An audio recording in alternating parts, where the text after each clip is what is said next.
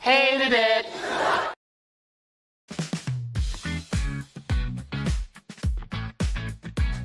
Hey, it's Chris Gore, got the knowledge in store. Oh yeah, Alan Ng, watching chocolate prefer.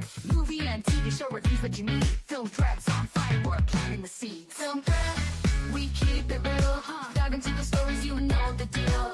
Turn the fun, it's the place to be. Movie lovers gather round. 1, 2, 3. From blockbusters to indie gold. Oh yeah, Chris and Alan break the mold.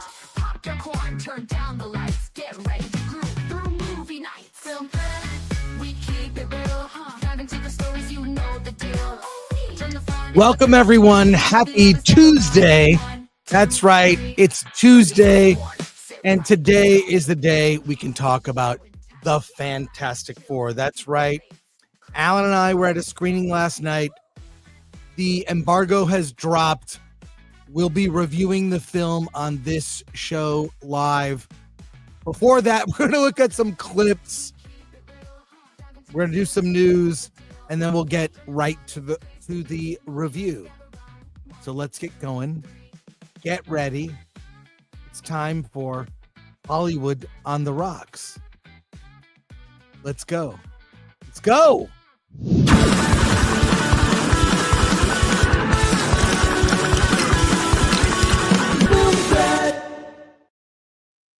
I knew that I knew Alan would do this.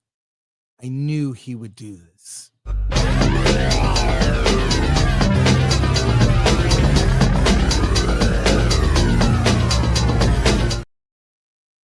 I asked Chris Gore if my AI could promote my new movie. He said, of course, so long as I helped look for his friend Alan. How could I say no? Now, to my film threat fans and my haters, go out on July 25th and watch the Fantastic Four First Steps. Okay, now, Mr. Ng, Alan. Yeah. Hey, that may be the last time we play that. I know. Well, I was gonna say, I love the AI Pedro because that means twice the Pedro. Maybe Oh even no! Oh no! Well, I brought this sort of glowy stick and a mustache last night to the screening, and oddly enough, everyone knew who I was. Everyone knew who I was imitating. I was gonna say that. Like it's That's so the hard it's ridiculous.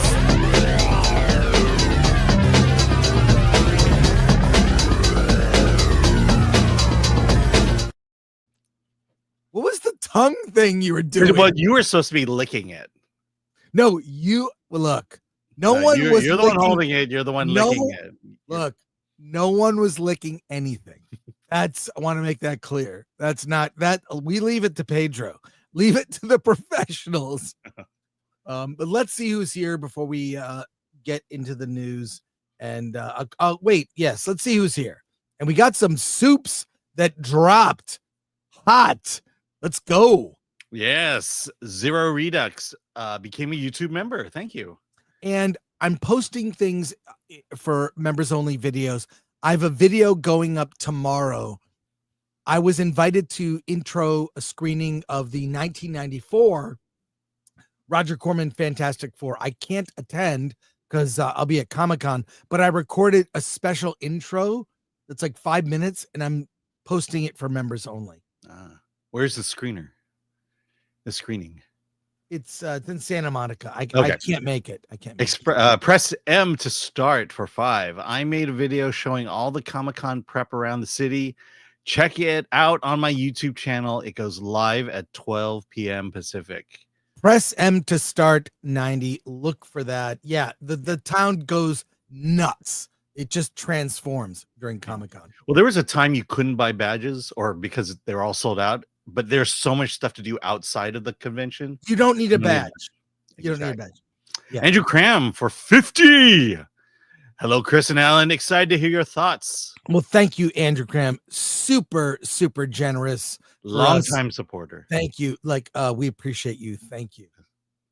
That's awesome. And we will tell you our thoughts. Yeah. And from the great Kung Fu Hot Dog, member for 14 months. Gents, scale on 1 to 10 for F4 and Superman James Gunn. We'll get to it. We'll get to it. Yep. Hertz Donut. Hope the theater provided tissues. Yes. Yes. The Rogue attraction. The real question we want, did it really beat you off? We will get to that. Couple reminders. We will be at SanDiego Comic-Con all week this week. In fact, we're traveling there tomorrow. So look for us there tomorrow. We will be doing a panel, the Indie Filmmakers Survival Guide. That is on Thursday, 7 p.m. at the Grand 6 Room at the Marriott. We're doing that. There's also a meetup on Saturday night that is sponsored by Big Man Comics, is doing that meetup. We did one last year. There's an RSVP list, so look for it. The fan meetup will be Alan and I, of course, Gabe El Taib, Big Man Comics, Gary from Nerdrotic. Other YouTubers have said they're showing up. It's at Urban Coal Fired Pizza at 3085 University Avenue in San Diego, just outside the gas lamp. Look it up. Take an Uber if you're downtown. Most people actually are staying outside of the city because hotels are insanely expensive. So, yeah. And then we have 2 signings as well. we have 2 signings at the booth. Yeah, Thursday at 1 and Saturday at noon. Yes, we'll be doing that. And it's your chance right now to get the very shirt I am wearing for Comic-Con season. That's right. This shirt, Film Threat, the world's greatest movie magazine.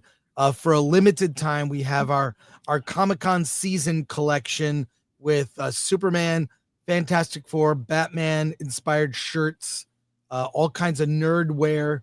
So check out shop.filmthreat.com. And if you're new to live streams, give us a subscribe to the channel. Yeah. Because it's Alan's goal. What's the goal? 169,000. And we're very close. I think we're 17,000 away. Wow. Okay. So there you go. Hey, Matt Shakman is the director of the Fantastic Four First Steps. And he's been doing the interview circuit. And we've got some clips to show before we get into our review. Like you to see. And I think he had a decent take on the approach. And that is practical, including the Excelsior, the name of the ship the Fantastic Four take into outer space, into the outer regions. Here he is talking about that. Let's give a listen here. It's a short clip. I'm a huge fan of Stanley Kubrick, who isn't. 2001, one of the most beautiful, amazing movies ever made, and also takes place so much in space, which our movie does as well. So we did talk about, what is the intersection between Kirby and Kubrick? Jack Kirby being the creator of the Fantastic Four, one of the two with Stan Lee, but the artist who drew them. And so where does the Kirby style intersect with the Kubrick style? And that was our sort of guiding light in figuring out what we wanted this world to look like. But we also wanted it to feel like it was made in the 60s to a degree. I mean, obviously we used a lot of modern technology. We'd be silly not to, but we built miniatures. We built a giant Galactus outfit. We built huge practical sets. We built practical Herbie, practical Fantasticar. We did everything that we could to ground it in a reality. We used vintage lenses. We tried to approach things optically. The Sue Storm powers is an optical effect that you could have done in the 60s, and that we use video projectors and things like that to create. So it was trying to find a way to ground it in an authenticity, but at the same time, what's great about Kubrick in when he made 2001 is he was dreaming of a future, right? So it had that.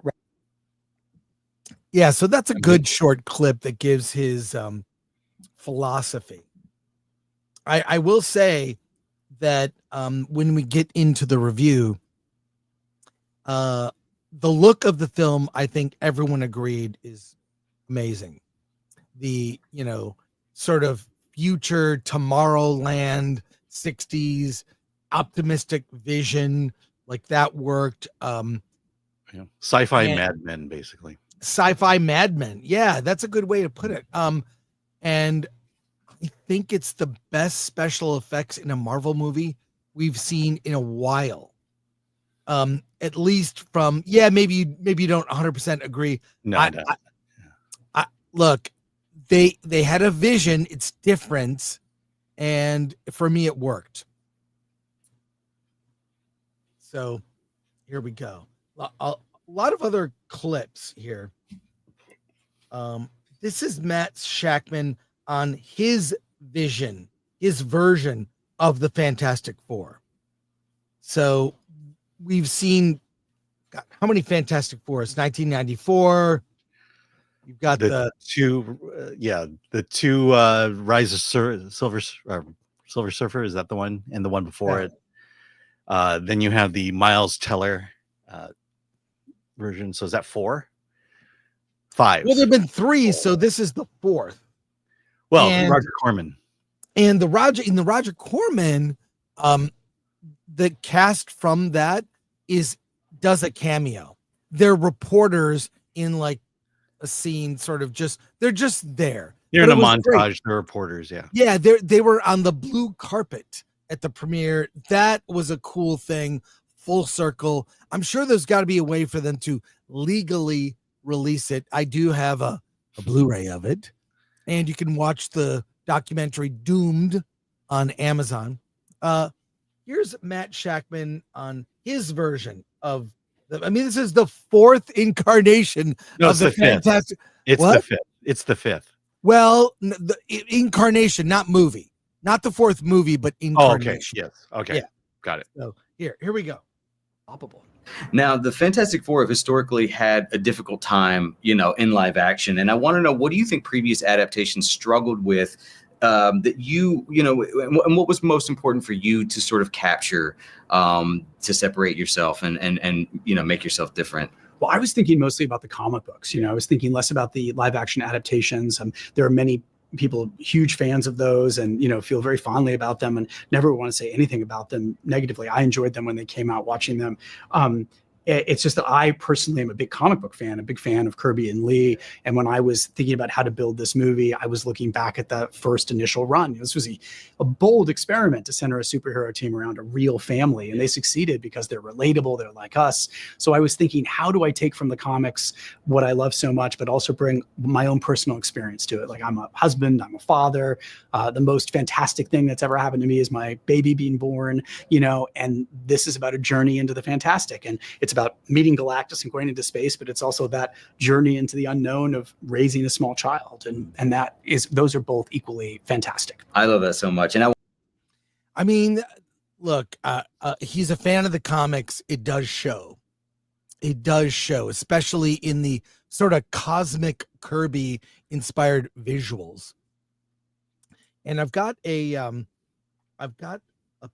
picture here of the cast of the original Fantastic Four. This is the cast of the 1994 Fantastic Four, from that movie. And I was there. I'll show you a pic, Alan. I was there for 2 weeks. I was on the set, and I talk about this in a video that we're going to post on our members only. This is me with the cast of the 94 fan. I was such a huge fan. I just hung out. I interviewed everyone from the wardrobe people, the effects guys from Optic Nerve, who built that amazing Thing costume.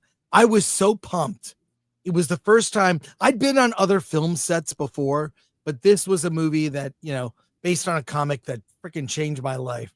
So to be on the set and experience that was amazing. But if you haven't seen Doomed, the documentary about the Roger Corman Fantastic Four, you're in it quite a bit. Yeah, well, I look like a little kid. Now that I see this picture, I look like a little kid. But here is the cast of the Fantastic Four from the blue carpet. Here they are then. Here they are now. Yeah. I think that's great. Full circle. That's really awesome. And they got to be in the movie. Yeah. I think the funny thing I learned, you said you were on set for 2 weeks. It was a 3-week shoot. Yeah, I know. I wasn't. I know. I No, mean, I I'm just wasn't- saying that 3 weeks. I mean, that's a Roger Corman. It's probably long for Roger Corman, but it is a Fantastic Four movie. one of the things I remember that was weird is that he was cheap. Yeah. And I heard a rumor, not confirmed, a rumor that someone got fired from the movie for buying branded soda. No. So like he would get no brand soda, which was like the grocery store brand of He got of, RC Cola. He wanted like RC RC Cola or 6 Up. And someone was fired because they bought the more expensive branded cola, not the no brand cola. I don't know if that's a thing anymore, but that's pretty funny. So, hey, did you know the post-credit scene was directed by the Russo brothers? Really? Yes. they flew in the Russo brothers to film. Well, that. the Russo brothers were on the set, I guess, Okay. quite a bit because Pedro and the Fantastic Four are a huge part in Avengers Doomsday. Yes. So they didn't really know these characters, and apparently they were on the set a lot. I think my point is, after watching the post-credit scene, I could have directed. The Well, there's not post-credit much to it, but There let's wasn't take a look. Here's Matt Shakman talking about that. Let's go. Now, without spoiling anything, the first post-credit scene is going to have people talking, for sure. I know the Russos directed the post-credit scene in Thunderbolt, so I want to know, did they step in here, or was this all you? They did. Okay. Yes. Yeah, this was done during production of Avengers Doomsday. Oh, okay. Amazing. Well, it's a great post-credit scene. I'm excited for people to see it. When you direct an ensemble like this, and knowing that the Russos are going to be utilizing these characters moving forward in Doomsday, considering that you were so instrumental in developing these characters in this film, is it difficult for you to sort of let go of them and to sort of give the reins off to another set of directors? Not at all. I mean, especially when I'm handing them off to the Russo brothers, who are amazing at what they do, and they're lovely, generous people. And they were, very involved. As we were making this film, they wanted to visit our sets and watch scenes as they were coming together, and to get to know these characters so they could treat them, treat them well, do right by them in the next movie. So they're really good protectors of these characters as well. But I often think of working at Marvel as like running a relay race, and so you pass that baton, you run as hard and fast as you can with it for that section of the race that belongs to you. And then you pass that baton. I passed it on to Joe and Anthony, and they're off and running. And that's great. And in the same with Wanda, like they had introduced, other people had introduced, Joss Whedon had introduced Wanda, and Vision was introduced earlier, so I was just picking up the baton and running with them. It's almost like comic books in that way. Yes, it is. Yeah, absolutely. 100%. Well, there you go. Gives you a little taste of the philosophy. There are other creators. So I like that. He's right. It is from the comics. Mm-hmm. Stan Lee and Jack Kirby did the first 100 issues of FF, and there were other incarnations, the John Byrne and others. And I do like that. I like that when other creators give a different take, they kind of add new things to the lore, add new characters. It's like an ongoing creative process where people are building blocks onto the legacy of these characters. So Absolutely. yeah. Hey, the cast was interviewed quite a bit for the movie and asked what Fantastic Four villain would the cast like to see in a future movie. What would you like to see, Alan? I want to see Kang. I don't want to see Kang. If it's the actual Jonathan Majors, I don't want to see Kang. I don't want to see Kang. I'd like to see the Submariner from the comics, not the sort of lame version they did in Wakanda Forever. Not just that. I want to see the storyline with him and Sue. Yes, that destroyed me as a kid. The storyline where Sue Storm had a romantic interest in the Submariner. Folks, get it right. That like blew my mind as a kid. Yeah. Like it tore me up. It was very soap opera. It was just, yeah. So I'd like to see that. Obviously, Doom. That's sort of the one I'd really want to see, and they are doing that. So, but let's take a look at what they said in here. Hopefully, this is the right clip. Here we go. Villains, Galactus and Doctor Doom aside, who's a Fantastic Four villain from their comics history that you most want to see in a sequel? Puppet Master. Yes, that's a great answer. Puppet Master. They don't know. Puppet Master. Fantastic Four. Yes. I would also like to see Puppet Master. I think I'm passing over the X-Men. It's okay too if you want to say an X-Men villain. I don't mind. Oh, I think I've brought up Mystique more times than I've brought up anything in my life. Mine would be Psycho Man because he comes in and really whips things up for Sue. Yeah, Psycho Man. Psycho Man. She And likes to always remind me of Psycho Man. yeah, but We'll never know, will well, we? yeah, I'll give you some of those additions, babes. You can prepare yourself. And also Mole Man, I want to see again because we had a really good scene that just couldn't make it into the movie time-wise. But I'm obsessed with that scene, and I'm sure that there's more down the road for him. Well, there you go. There you go. Well, they got some of it right. Puppet Master. Yeah. Well, I mean, I don't know. I'd like to see Alicia Masters. Yeah, I mean, if you bring her into the picture, yeah, Puppet Master makes sense. You know, but there. Okay, never mind. Can't say No, it. no. Are you holding back? Yeah, because it's for the review. Okay, yes. The one I'm holding character. back. It's the one character. We'll go through a few more of these clips. Annihilus. There's a good one. Annihilus in the negative zone. Yeah. That would be great. Yeah. So That's- I'm reading the chat here. Molecule Man. That's another good one. Yes. Oh man. I don't know. I'm remembering all these great villains from Fantastic Four. Yellow Flash. How about that? Yellow Flash is a great villain Yep. from the comics. Hey, what was the first time the Fantastic Four knew they were a family? Let's get it from them. They're here doing an interview. Let's watch. From X. Okay, Wow, well, these are the most boring clips. that's the energy. that's the point. But I have another clip here Yes, that please. you may or may not have seen, and Please. this is Vanessa Kirby, as no relation to Jack, by the way. I don't even know what to say. You just need to see this. The look on her face says it all.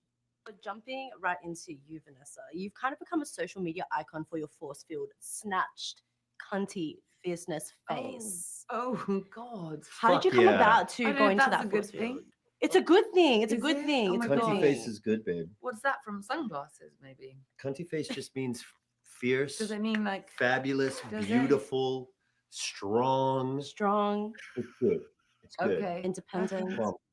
But jumping right The cunty. She was called Cunty Face. I'm sure it was meant respectfully, but oh my god, the fact that I think Pedro was just leaning into it. Oh, fierce, strong. Fierce, strong. You know, He's cunty. protecting this interviewer. Is cunty cool now? Can you just say to any woman randomly as a compliment, you have a cunty face? I would be concerned.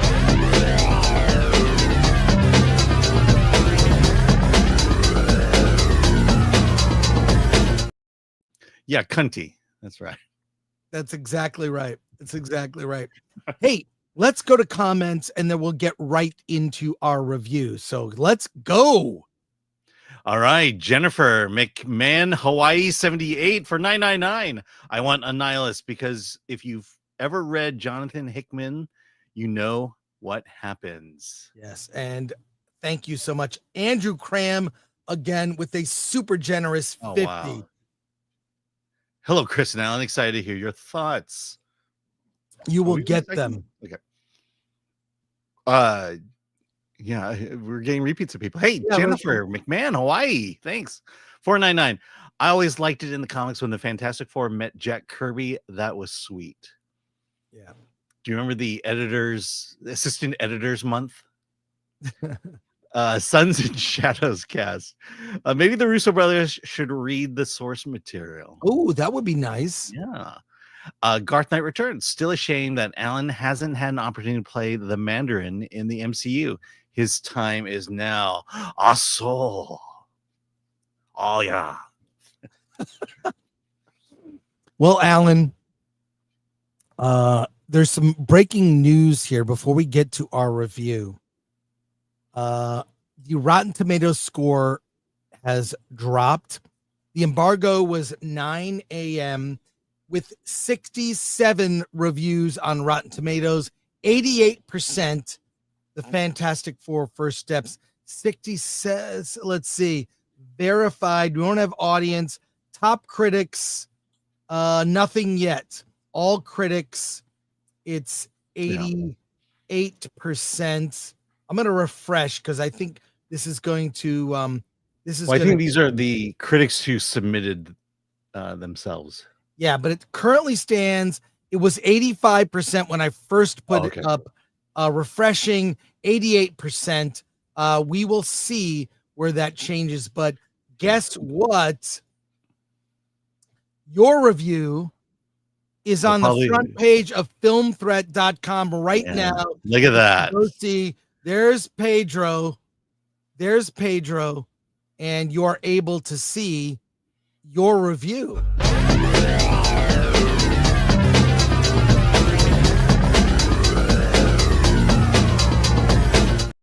Yes, cunty. I have not read it. I have not looked at it.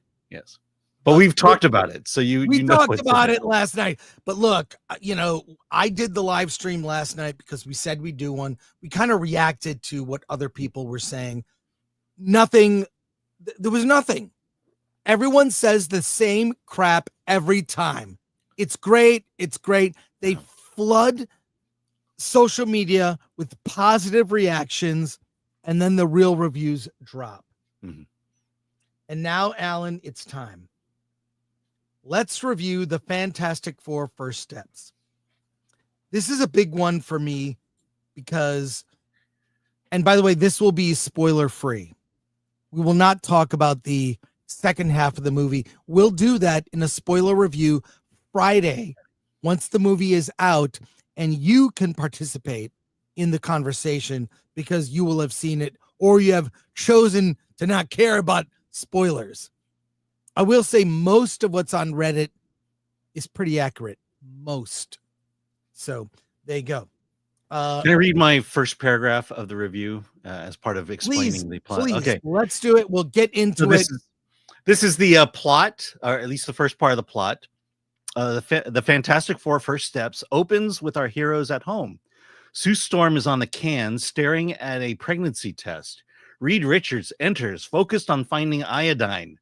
She tells him she's pregnant, and Reed is stunned but positive. Meanwhile, Johnny and Ben are making dinner with the robot called Herbie. When Sue and Reed arrive late, the news is shared and everyone is happy. Yes, this is how the movie spends its first 20 minutes.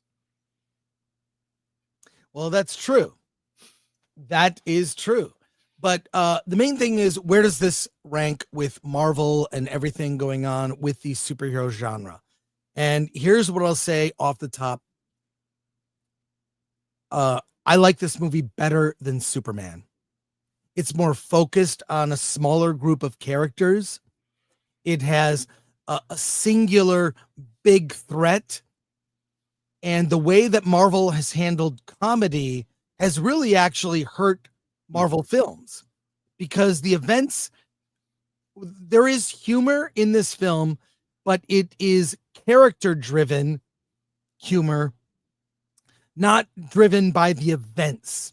The problem I have with the way that Marvel has used humor in their films of late, Captain America, Brave New World, especially Thunderbolts, name the other films.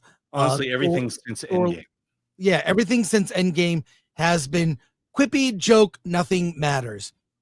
What makes this movie stand apart and is even less a superhero movie than a science fiction film about a major threat that can destroy and kill everyone on Earth, and 4 heroes that rise to meet that threat and what they must sacrifice in order to defeat said villain. And it is taken with utmost seriousness. Now there's humor with The Thing and Human Torch and little Between the Family, jokey there, like a family. But the events of the film itself are taken with deep seriousness. We haven't seen that in so long. I forgot what that was like. Like, you feel the impending doom of what is about to come with Galactus.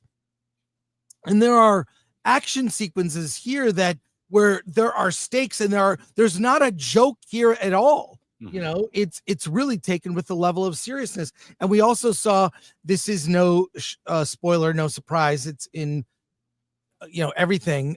Sue gives birth. We've never seen a birth in the Marvel universe. So let me just hit the highlights too. Pedro Pascal is insufferable. I can't stand. I'm saying Pedro Pascal is insufferable. I don't like his political takes. I don't like him on social media. He is also overexposed as an actor. In the last few months, I've seen him in two other movies which I liked. Yeah, you liked all Pedro Pascal movies this year. Well, I did, but let me explain. It is true he's insufferable. It is true he's overexposed. It can also be true he's a very good actor. Now, is he the Reed from the comics? He is not. He is a different take on Reed, but it works for this movie. And that's what I'll say about that. I think, I'll just say, if you don't like Pedro, there's nothing I can say, but he doesn't ruin the movie. He actually, it's almost a toned down version of him. You may disagree. Now, if we get into the powers, love the way Johnny's powers work. Great. The Thing, oh my God, it's Jack Kirby. But Reed's powers are so weak in this. He's almost like Spider-Man. He kind of stretches and he kind of climbs and swoops around and swings. He uses his powers to swing from building to building. Yeah, and that's what he uses. Now, if you know the comics, there's so many other ways Reed can use his powers, not just to stretch and, draw on a chalkboard that's 10 feet away. There's other things he can do, and they really did not use his powers. I guess you could say his powers is his mind. Each of them has attributes that I think are beyond the physical powers. Thing is a great pilot. He's brave. Sue, while she's not as girl bossy, I mean, look, some people are hypersensitive to that, her girl bossness, but there's a cringe thing in the beginning where she broker some world peace deal with countries. With the mole and man. I just rolled my eyes. I don't ever remember that in the comics. I remember Sue baking a cake and wearing an apron. Now, that's a little dated. Let's not do that. There's a happy medium. And she's a strong character in the way that she's not a ditz. Let's put it that way.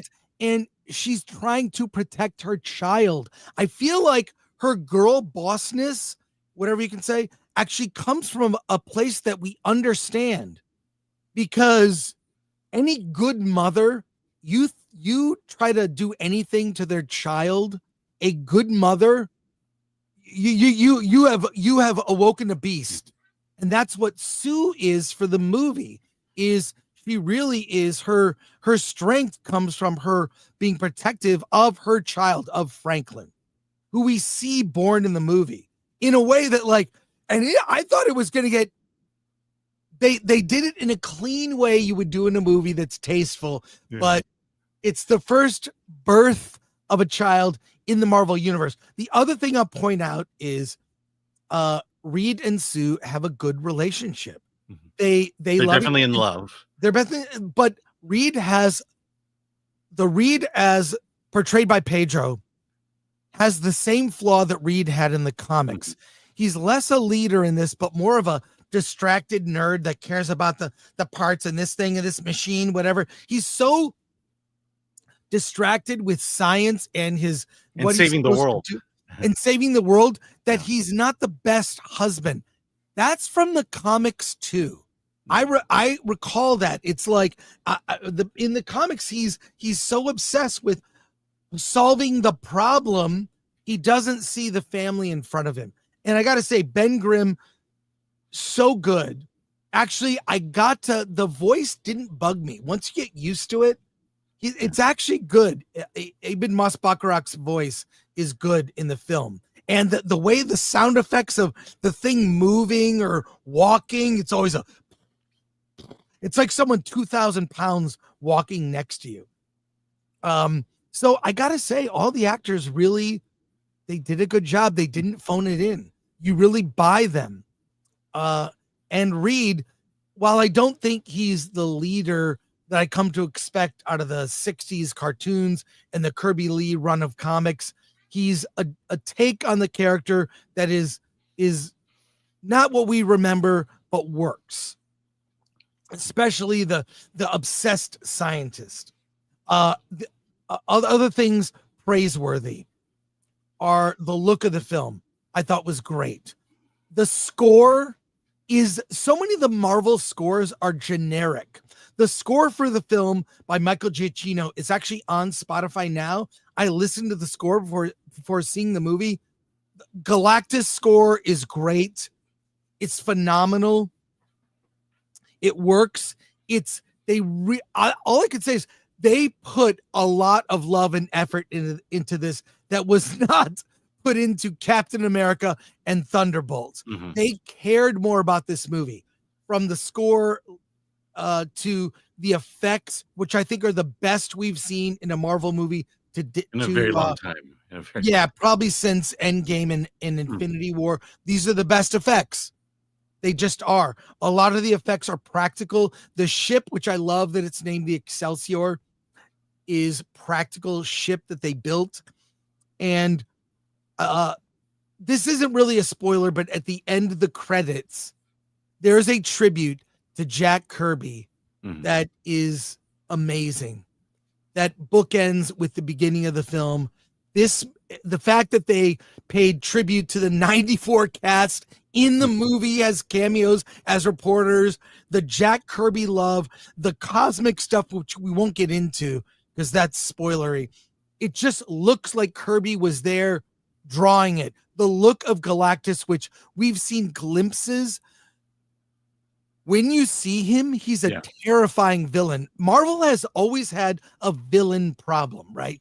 The villains are not scary. I mean, the leader from Captain America Brave New World, Thunderbolt. I mean, not since Thanos, basically. Not since Thanos. And Galactus is terrifying. Last thing, I want to hear what you have to say. I'm sorry, Alan, I'm dominating here. Yeah. My apologies. Shalla as Silver Surfer. A lot of people I respect, have a huge problem with it. I have a huge problem with it. They should have stuck to the source material. It would have required bringing in Thing's girlfriend, Alicia Masters. She plays into that. Silver Surfer finds his humanity and his roots from Alicia, the blind girlfriend of the Thing. That's comic accurate, okay? They changed to Shalla because we've seen this in clips that have come out and other trailers. There's some sort of a romantic interest between Johnny and Shalla. Now, they could have made Johnny gay and had a male Silver Surfer. They did not do that. And I'll say this. I'll end with this. This is the most heterosexual Marvel movie to date. Even though I think in one scene you kind of see they're lesbians in one scene. Background characters that may be a couple Who knows? Maybe they're sisters. You don't know. But all I'll say, this is the most family. It's about protecting a child. I'd say it's the most pro-life film. Underneath the surface of this movie is the most family, heterosexual, loving couple that have normal problems, a family that has normal problems, and I will recommend it. And I'll say this, a more focused movie because there are fewer characters. I like that Herbie is kind of the family dog. That's a holdover from the comics. I love that they made that work. That was kind of a cool little nod, and I recommend it. I don't have a real number rating, so as yet, it's but between a 6.5 and 7 for me, maybe a 7.5. I want to see it, but I want to see it again. I enjoyed it more than Superman, and I was surprised by my reaction. And I don't know that this movie will be as divisive. I think a lot of people will not like it. But they won't hate it. I mean, but they won't. Yeah, they won't hate it. This isn't. Again, it's a weird thing, like with Superman. And I didn't hate Superman either, but I didn't love it. But this movie, I found more to like. The things I thought I would have an issue with: female Silver Surfer, Pedro's performance, girl bossery. That stuff is not as present. It may have been cut down. There were a lot of the movie is the running time of the movie is hour 55, maybe hour 58 with credits. The Mole Man in it, Paul Walter Hauser. I like him as comic relief. He's fine. He's not my Mole Man. He's barely in the movie. Yeah. He's barely in the movie, but it's fine. It does play into the story in a way. So I recommend it. Liked it better than Superman. So still figuring a number rating, but it's over 4. Alan, what did you think? Okay. So I appreciate the 3 Asian background actors. Yeah. If you could maybe throw a bone, maybe a line or two, that would be awesome. But yeah, but at least you got us in the background. There you go. The biggest thing for me is when the movie ended, I just felt like, why am I not feeling, uplifted and positive and excited after the movie ended? I think you're right. I give Fantastic Four a bare recommendation, a 6.5. I definitely like Superman better than this. But I remember when the first Avengers came out. I took my daughter. We saw it. She loved it. I mean, I think she was 7 around the time when the first Avengers came out, and we wound up seeing the Avengers 7 times in the theaters when it came out, and then Infinity War. You watch these movies and you walk away thinking, Marvel can do no wrong. Marvel is great. And after this one, it was like I saw a Marvel movie, and it didn't suck. I mean, I can watch it again without feeling like I'm doing it, but it's the take on the movie. I read to you the opening 20 minutes of this movie, and it really leans into family, almost Fast and Furious ways into family, where it's just kind of like, okay, we get it. The action played out fine. Galactus shows up fine. I really wanted. The best thing to say, I don't hate this movie. I don't dislike this movie, but it's okay when it should have been great. Marvel has just not been able to get over that hump. I think part of the reason why is, again, 1, we're leaning too much into family. 2, Reed is not a leader. Reed is the smartest man in the world. And therefore, people follow him because of that. But Reed does not inspire his team to do greatness. That is my issue with Reed. A leader inspires, and that's something we need to see in movies, especially superhero movies. I think Superman is becoming a leader. He's not yet the leader of the metahumans. But you're seeing that progression there in that, at least. you liked the practical effects. I thought they were okay. I liked it practical, but for some reason, this movie still felt like a CG movie. And I think a lot of that had to do with the original MCU movies took place, they shot it on a mountainside. They shot it in a cave. They shot it in New York. It just felt real, like this was our world. And this one is this hyper-realized retro 60s world. And it just didn't feel, as practical as everything was, it still felt CG to me. And so I think in the end, I just wanted to feel like I saw something great, and I didn't. I felt like I saw something okay, and that's pretty much where I stand with Fantastic Four. I'm just like you. I think the smartest thing they did was ground the seriousness of this world. I've said it over and over again that the reason the MCU worked in the first few phases was because on Earth it was serious. There were real stakes. There were real characters. This was the real world. Even Captain America First Avengers was real. And then James Gunn comes in with Guardians of the Galaxy. Guardians of the Galaxy is very light, very humorous, very silly and wacky. And that was the difference. Earth, serious, Galaxy, wacky. And if they had kept it like that, instead of bringing the wackiness of space and bring it to Earth, like in the Marvels takes place in space, but the Thunderbolts, Ant-Man and the Wasp, they made Earth too wacky to where you just don't, like I said, you don't get its authenticity. Nothing matters. Nothing Nope. matters. Yeah, nothing matters. Everything's a joke. If everything's a joke, nothing matters. That's not true in this movie. Nope. They got away And from that. That is smart. the number one thing they got right here. Yes. I did like, things that I thought were going to be bad weren't bad.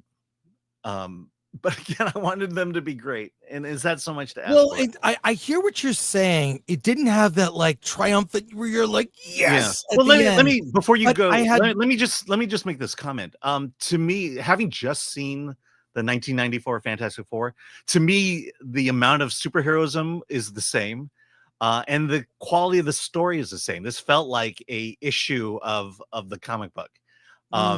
And it plays out like all the other television adaptations of the Fantastic Four story-wise, in terms of Galactus is great, and again, you want greatness, you want to feel inspired, and I think I'm glad this movie exists after having seen Thunderbolts and Captain America: Brave New World. And Okay, go ahead. would you agree this is the best Marvel movie this year? Yes, it is. It is The by best- far. It is 100 times better than every other Marvel movie this year. Yeah, the other two Marvel movies that came out this year, this is better than those. Yeah. But I do agree with you. You're feeling that it didn't quite reach the heights, but there was so much. There's more to love than to dislike in the film, and for that, I recommend it. And I will read your review. Yeah, I mean, Gabe mentioned it on Versus last week, where you haven't had a drink of water for 8 hours. You finally got a drink of water, and it tastes great. That's my feeling about Fantastic Four. We're gonna leave it there and go to comments. All right, the Brujo for 5, Australian. It's a compliment like resting bitch face. So I guess in Australia, it's a compliment. Thanks, Brujo. Okay. Ryan Laffey for 2. Superman's box office run is officially over. Yeah, there's definite competition here. Lion Main Man for 5, saying I did not hate this movie is a low bar. Yes, it is. I would It's a very agree. low bar. Roger Green for 100. You both are awesome. Love the Kolkata. Love from Kolkata, India. Superman was a disappointment, and knowing Marvel, I doubt Fantastic Four is going to be an improvement. Yeah. Yeah. Red French Moon. Remember for 18 months. Hi, just curious, is Johnny's wig goofy or not? It's You fine. see in the poster there, yeah. He's on fire a lot. And good effects, by the way. Brandon Powell for 5. My problem with Johnny in this movie is that he's not fully engulfed in flame. Johnny never flies around partially on fire. Does he ever? Oh, he goes full. He fully full flame flames on a lot in the movie, but he's saving people, so he can't be on fire. deflames parts of his body to be able to touch them. Yeah, no, he's full flame, full flamer. Full flamer, which you would think it'd be Pedro, but it's not. Yeah, no, it's Johnny. Throne Games, go. Disney is not that creative in giving Reed more ideas in stretching powers. Yeah.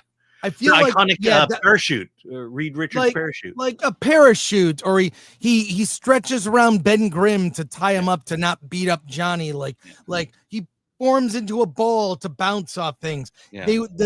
Their use of his powers were not creative.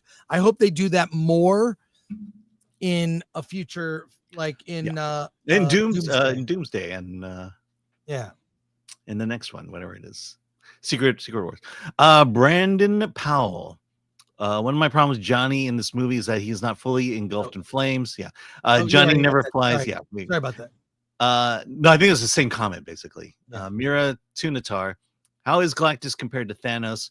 Can we count on him in Secret Wars? Let's just say Galactus will probably return. But I do like how they use their powers to defeat him as a team. I mean, that's the comic book. K9 O'Might. Please tell me this is the last we see of this version of Silver Surfer. Maybe. Ololiukui. Most heterosexual MCU since Iron Man.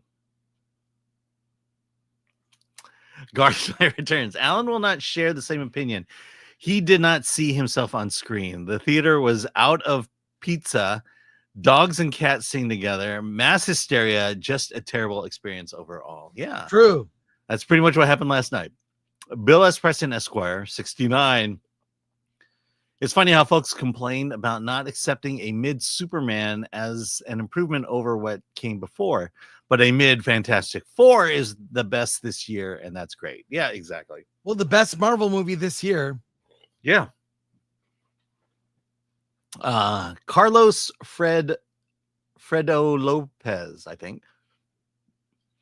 So it was a mid film, just not a full crap fest. It's better than mid. Yeah. And it shouldn't be, not for the money they spent. Lisa Roberts, the Midtastic Four, the best so far. Yeah. That's right. Well, you can see Alan's review right here. You can see it. Wait. Sorry, Alan. The other button. Add to stage. Alan's review is here. The Fantastic Four First Steps. You can go read it. What's the number rating, Alan? It's a 6.5. That's 6.5. A 6 is a bare recommendation. 6.5 is a step above that. Yeah. So there we go. Wow, it's out there. And the Rotten Tomatoes score, we now have 86 reviews. Let me refresh. 88 reviews. It's still at 88%. Still at 88%. So a couple more soups. Yeah. Sorry, just think if mine's up there.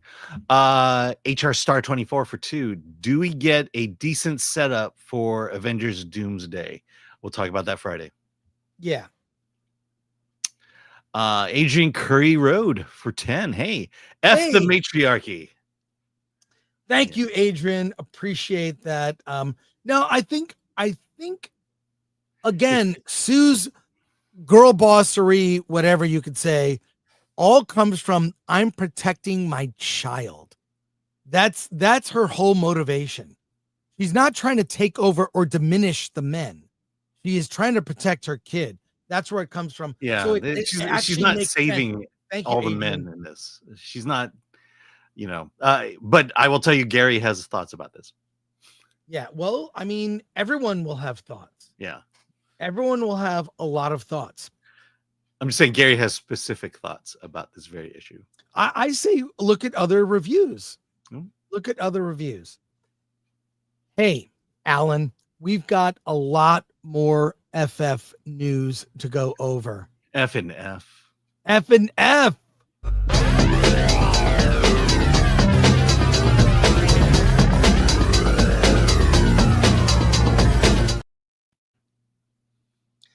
Pedro is the movies. And let me tell you, if you tune in on Friday, we have the thumbnail for our Friday show. This may be the best thumbnail we've ever done. Look at that. So make sure Friday, live from Comic-Con in San Diego, we'll be doing our show, our spoiler review of FF. And this is our thumbnail. But Pedro is the movies. How do I know that? Well, let's take a look. From Steph at My Nerdy Home. Let me retry that here. The Hollywood push of Pedro Pascal needs to be studied. This is insane. Look at this. So, look, I'm just going to play this video from her social media feed here. Here we go. You guys come to AMC theaters, what movie you want to see? You want to see a Pedro Pascal movie? You want to see a Pedro Pascal movie? Or do you want to see a Pedro Pascal movie? Which Pedro Pascal movie do you want to see? He's even Superman. Oh, wait a minute. That's not him. But there he is. Yikes. I assume that's TikTok, but I mean, it is. I do think Pedro is overcast. I do not agree with and or like his political takes. And he's also a very talented actor. Alan, what do you think? Yeah, I'm tired of him.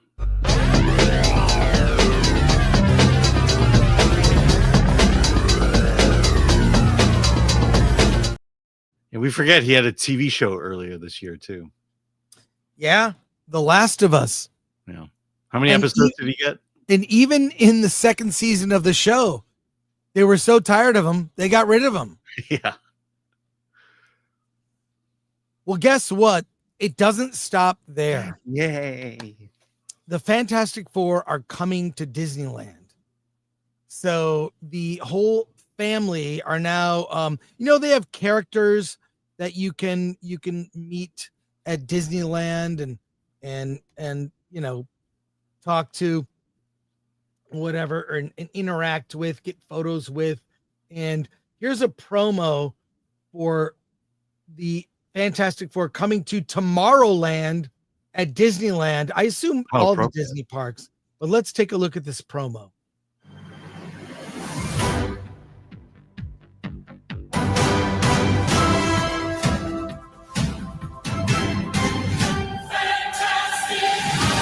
Oh, they have a Herbie. Herbie.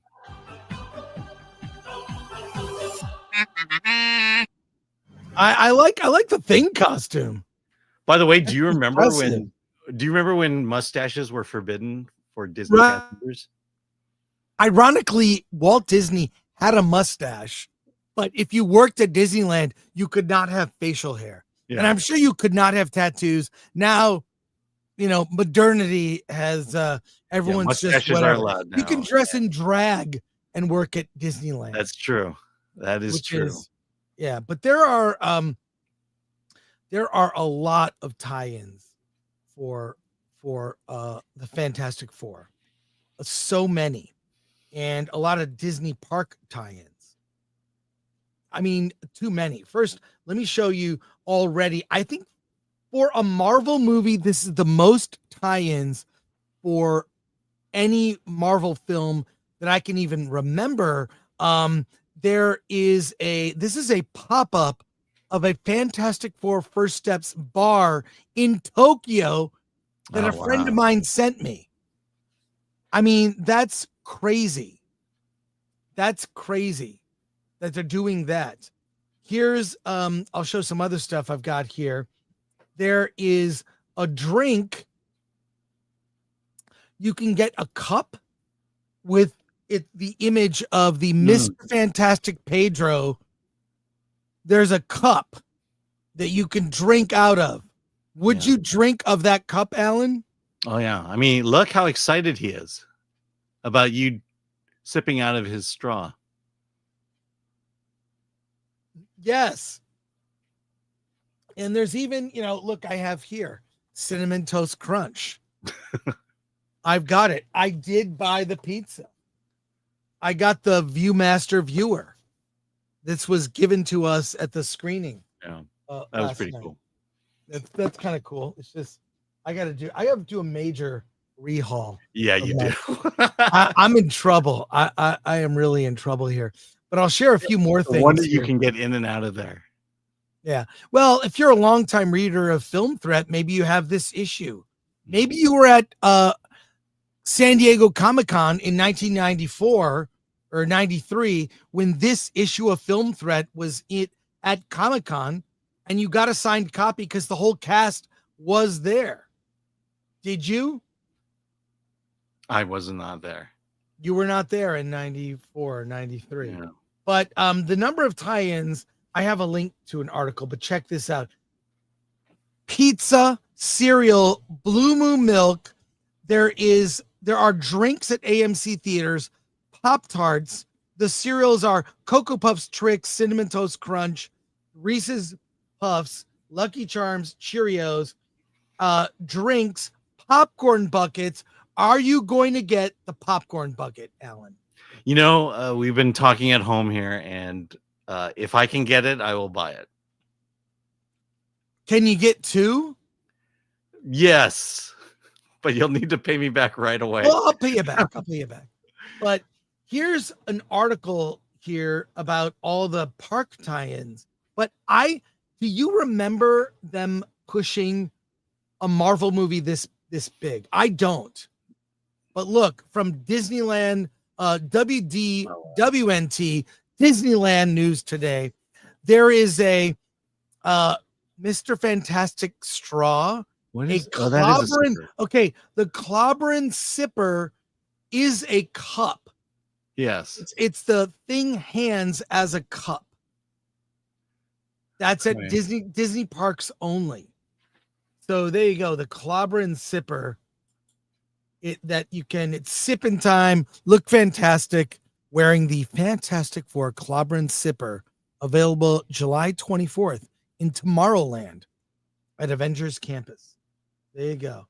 And you've got it comes with some sort of hold, like you can hold. See, it's a secret sipper with opening action. You clobber your thirst, what I assume. This guy's way too excited about this straw. I think the look on this guy's face. There you go. So these things get huge because they're only in the parks. But I think if you go anywhere, you go to a Target, grocery store, a movie theater, you're going to see more promotion for this movie, I think, than we've seen for any recent movie. It's kind of insane. So what do you think, Alan? Yeah, I was trying to remember that thing popcorn bucket we saw at CinemaCon? Yes. I don't think they made it. No, I that don't was a think they made it. prototype. Let's look at this video promo. What time is it? It's sipping time. Time for a bolder way to drink. Quench your thirst with the all-new Clobber and Sipper. Need a hand? With double opening action. Whoa! Not even Galactus can surpass the thirst-crushing power in your hands. Add to your power with the Mr. Fantastic Straw. Whoa! Item sold separately. I like that. First of all, I like that ad. It's very 90s. It's very 90s. I dig it. Like, that's cool. All right. Well, I haven't been to a Disney park since 2019. So I will have to ask someone. I don't know. Maybe I'll. We know someone who can get into Disneyland. Yeah, who? It was someone behind the scenes. All right. Well, there we go. Yeah. There we go. Let's go to comments. Yes, let's do this. From Matt Brooks. Matt Brookish bastard. Now women have mustaches in Disney. They Yes, do. They do. Secret OS Paleontalia Glasgow. His straw has erectile dysfunction. Only if a woman tries to drink from it. Joshua Gonzalez. I'm honestly happy that Fantastic Four is getting the love that Kirby's efforts is being recognized. That way, we always wanted them to be celebrated. Joshua, stay till the very, very end of the credits. I mean, I don't need to necessarily tell you that for a Marvel film, but stay to the very, very end. The audience reacted a collective, like at the very, very end. You'll see, Josh. Yeah.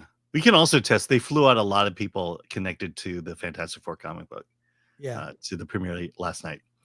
Patrick Lemire, it's slobbering time. That's right. The Brujo. So a bunch of people will be sucking on their own Richards in the theaters.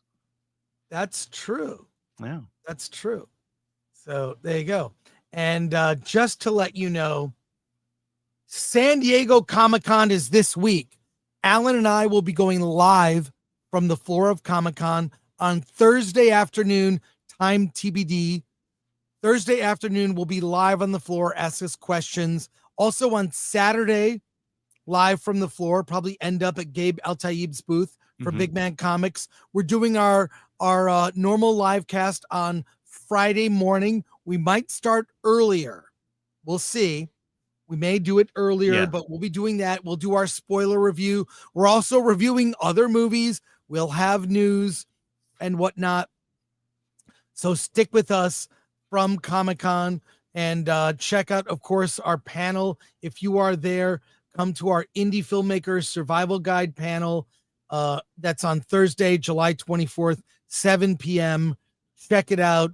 Tracy Lehman from Bob Torino Likes It, Jim Chismar, myself, Jim Agnew, friend of the show, Jeff Miller, Popeye the Slayer Man, and April Wright, who did the she's done a bunch of documentaries. Stunt Women, The Untold Hollywood Story is really good. And then finally, Saturday night, the Gabe Al-Taib Big Man Comics meetup.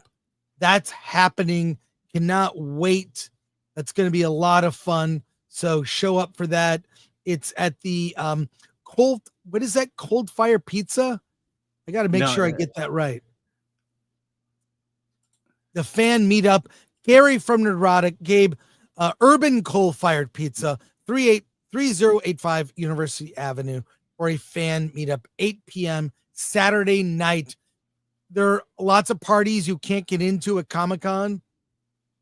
And, well, this is a party you can go to. Yep. All nerds are welcome. Until the fire marshal kicks you out. Until the fire marshal, and that may happen. Yeah. That may happen. So there you go. So, and then we've got, what's this comment here from Lord Shax? Lord Haven't Shax. seen you in a while. Yeah, Chris should make Alan and himself do an imitation of those Japanese YouTubers that ask about Japanese words with weird facial expressions. Alan is Chinese and hates Japan. Comedy ensues. I think that's a great idea.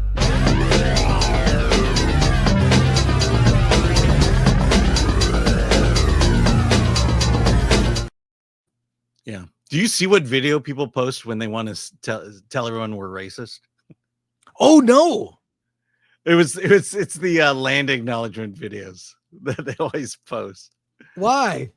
Because we hate land acknowledgements. Yeah, they're dumb. They are. But that's give the land back. If you're so guilty, give the land back. Don't pander.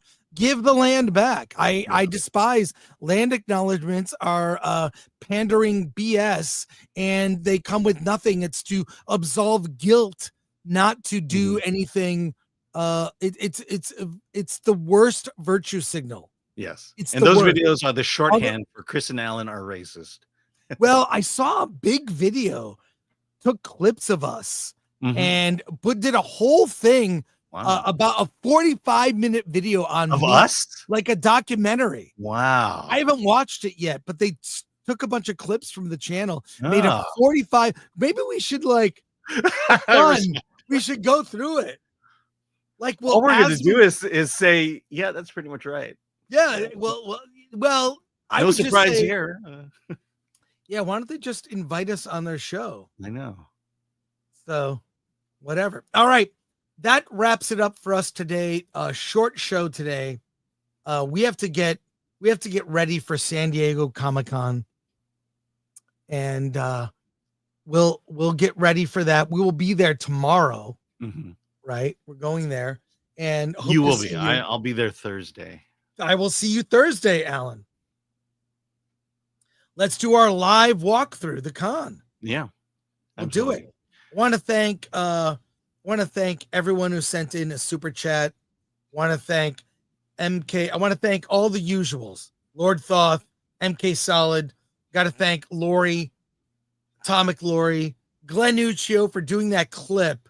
That was brilliant. Thank you, Glenn Nuccio. How quick it came out. Yeah, that was great. And join us on Friday for our fan-fucking-fortastic. We're doing it. We're gonna do it live, Alan. We're gonna do our live show. It's gonna be amazing. Can't wait to see it. Maybe I'll show clips of the time I met Carl Urban at Dragon Con wearing a Reed Richards costume. There he is. There's Carl Urban and Jack Quaid looking Jack Quaid, the cast of the boys were walking around Dragon Con drinking, and I ran into them. It was great. That's awesome. That was super fun. And I'll be at Dragon Con this year. I have been formally invited. It's huge. It's huge. So, yeah. Oh, so join us on Friday. Should be a lot of fun. It's time to Comic-Con. I can't wait. That wraps it up for us. So, as we like to say, and Alan, do you have anything to say? Yeah, let's get out of here.